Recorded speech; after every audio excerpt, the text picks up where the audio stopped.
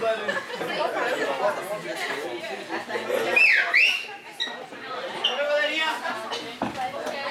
Como na primeira aula, nós fizemos uma revisão e uma discussão sobre os detalhes aprendidos. Vamos direto ao ponto agora. Página 9, questão 6. Para que eu não especifiquei qual questão fazer, fica subentendido que é toda a página. Dos números de 3 algarismos formados pelos algarismos do conjunto. Ele dá um certo conjunto para nós selecionarmos os dígitos. 6 números nesse nosso conjunto. Cuidado, hein, galera. Se o cara começa do 0, vai até o 5, o cara acha que são 5 números de regra, tá? Por isso que vale a pena às vezes dar uma pontadinha, ver se não está faltando nenhum número, certo? Isso é uma pegadinha clássica. Quantos números podem ser formados de 3 algarismos? Parabéns, 1, 2, 3, 4, 5, 6 possibilidades para o primeiro, 6 para o segundo, 6 para o terceiro. 6 vezes 6, 36, 36 vezes 6, 70 por 36, 216 números diferentes. Tranquilo? Usamos o princípio fundamental da contagem. Letra B. Quantos números com algarismos distintos podem ser formados? 6 vezes 5 vezes 4. Parabéns. 6 vezes 5 vezes 4. 30 vezes 4. 120. Muito bem. Letra D. Quantos números são pares?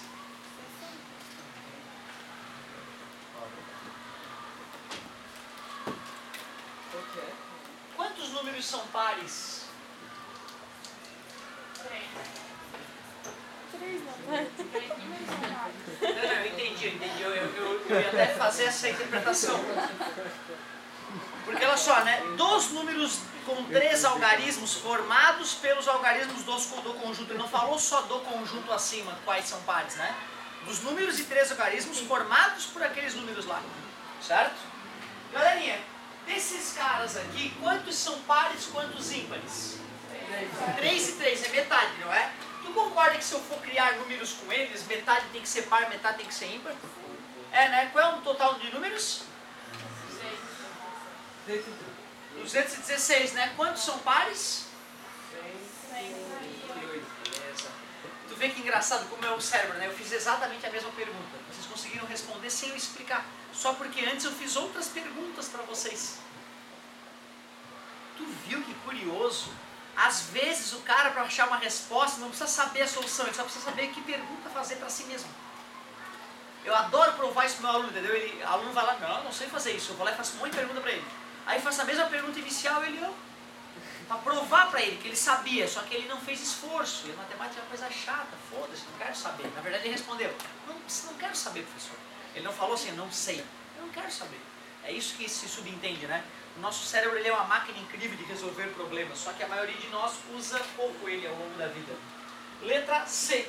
Quantos números são pares? A metade. 108. Letra D. Quantos números são pares e têm algarismos distintos? Né? Se os de algarismos distintos são 120, suponho que de 120 eu tenho o mesmo número de pares e ímpares, metade sejam pares, metade ímpares. Dividido para 2, 60. Então era só usar o princípio fundamental da contagem e uma pitadinha de bom senso. Mas legal essa questão 6, cara. Ah, me dá uma vontade de botar na próxima avaliação. Aí tem aquele quadradinho que vale a pena tu ler, né? Que ele está explicando o princípio fundamental da contagem. Agora sim, para fazer questão 1. A soma de todos os números de 3 algarismos não repetidos que podem ser formados com os algarismos 1, 3 e 5 é...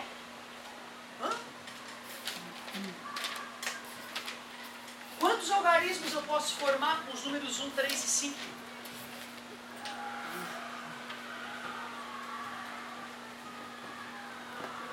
Primeiro eu vou calcular o número total, entendeu?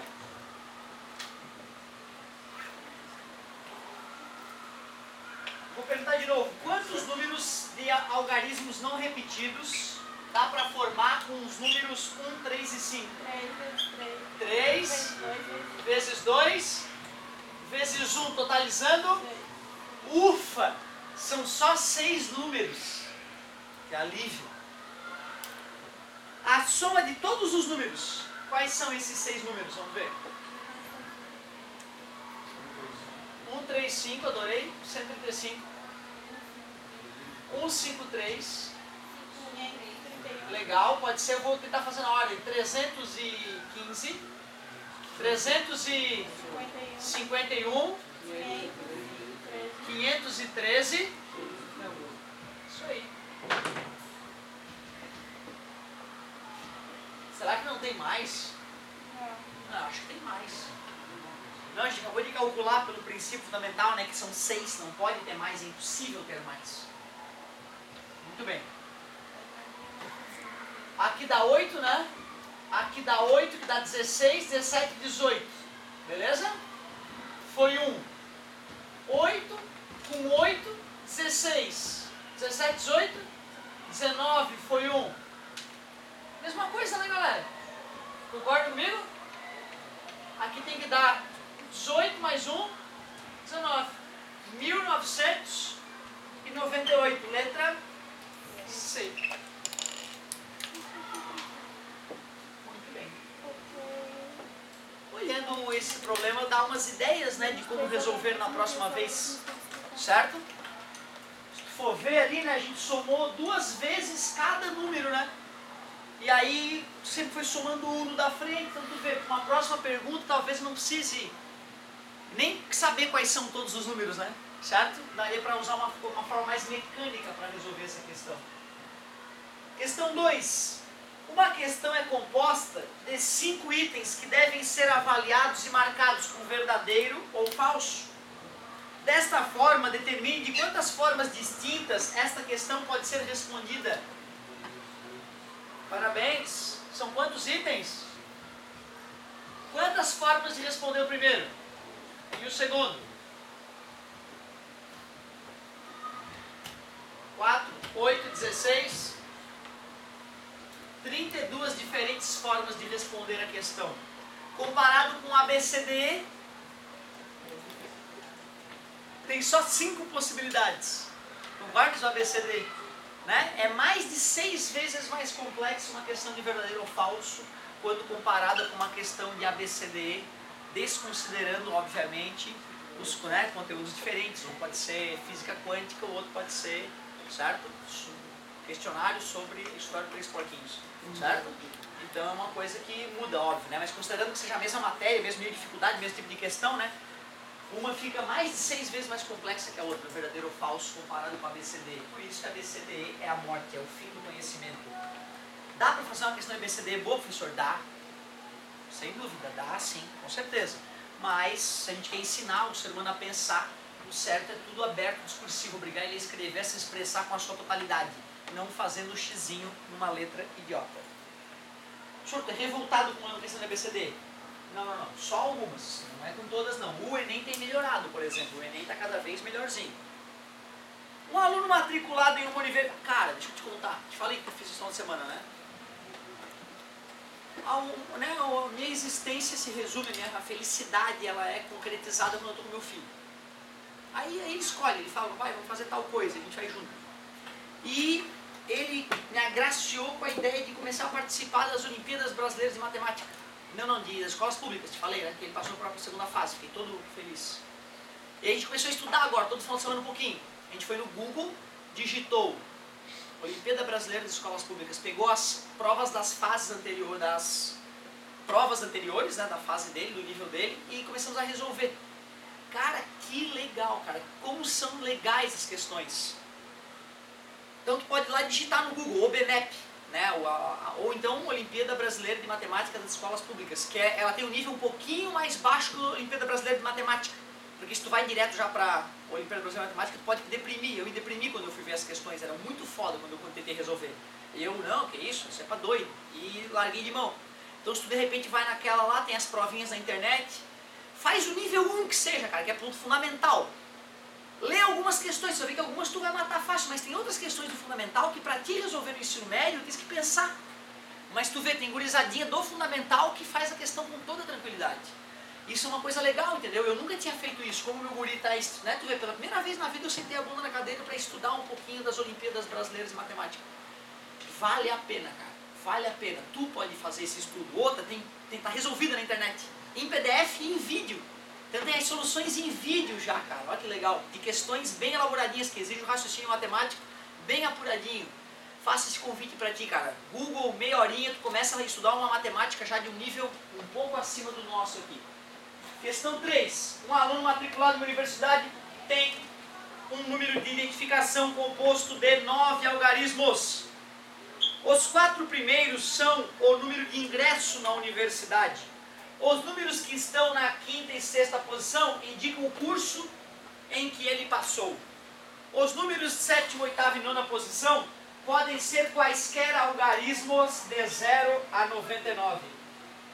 De 0 a 9, desculpa. Determine o número máximo de alunos que podem ser matriculados nos cursos de Engenharia Civil e Medicina por ano.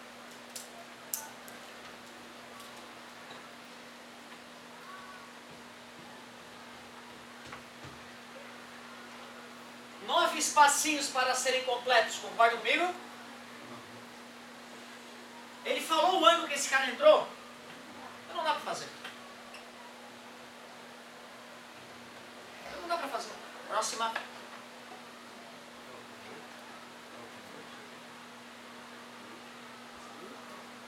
Falou em que ano que ele entrou? Lá falava dos primeiros 4 dígitos, os números, é o ano em que o cara entrou. Não é isso? Os primeiros 4 são o ano de ingresso. Falou o ano que o cara ingressou? Então não dá para resolver. Nada a ver com a vida, né? Eu só fiz uma afirmação idiota para ver se alguém estava acordado. Alguém poderia retrucar para o senhor? O senhor está bem? O senhor está falando uma coisa nada a ver com nada. Essa questão, o senhor leu a pergunta? Essa não é uma boa resposta, entendeu? Certo? Não perguntou! Determine o número máximo de alunos que podem ser matriculados por ano. Não interessa qual é o ano, vamos pegar o ano mais legal de todos. A sua universidade não estava aberta nesse ano, e daí? Não tem nada a ver, né? Ele falou por ano, não importa qual é o ano que eu vou preencher ali os primeiros 4, né? Então eu vou fingir que o cara entrou na universidade em 1676, porque é meu ano predileto. A 5ª e a 6ª posição indicam o curso em que o aluno passou. Quais cursos? Quantas possibilidades de curso? 2. 2 possibilidades de curso. Sobraram os números 7, 8 e 9. Podem ser quaisquer algarismos de 0 a 9. Quaisquer. Determine o número máximo de alunos que podem ser matriculados nos cursos de Engenharia e Medicina. Resumindo, eu sei que tem 2 cursos aqui só, então essas 2 casas só me interessam 2 possibilidades dela. Resumindo, eu só tenho que ver de quantas formas eu posso preencher os últimos 3 dígitos da matrícula. O resto tudo era abobrinha. De quantas formas eu posso...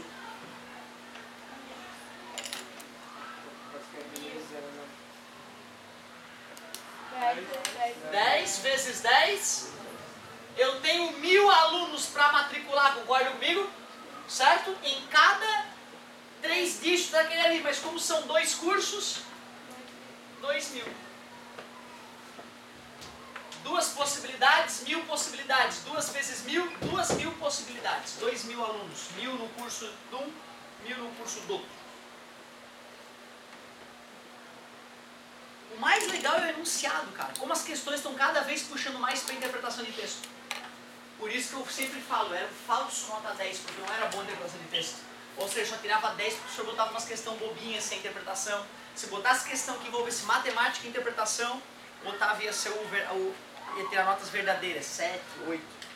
Que eram as notas que teoricamente deveria tirar, já que não era nenhum gênio, só me achava gênio e os colégios eu trabalhava eram muito fracos. Então me fazia me iludir, né? Ah, eu tiro só 10, eu sou foda. Coitadinho do Otávio. Questão 9. Já foi? Página 9 já foi? Agora é na página 12. De quem que eu roubei a apostila? Obrigado, garota. Muito paciente.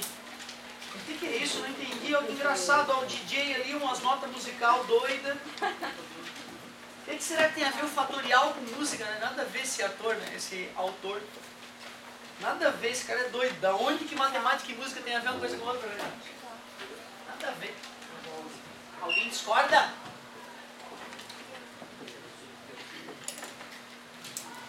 Na verdade, né, vocês devem perceber que o violão não dá pra chutar, né, a posição dos traços, né? Só um cara com muita instrução matemática fabrica um violão. Na verdade, a música foi criada por matemáticos, essa é a verdade. A música é derivada da matemática, né, e não o contrário como alguns pensam, né? Mas essa é uma outra história.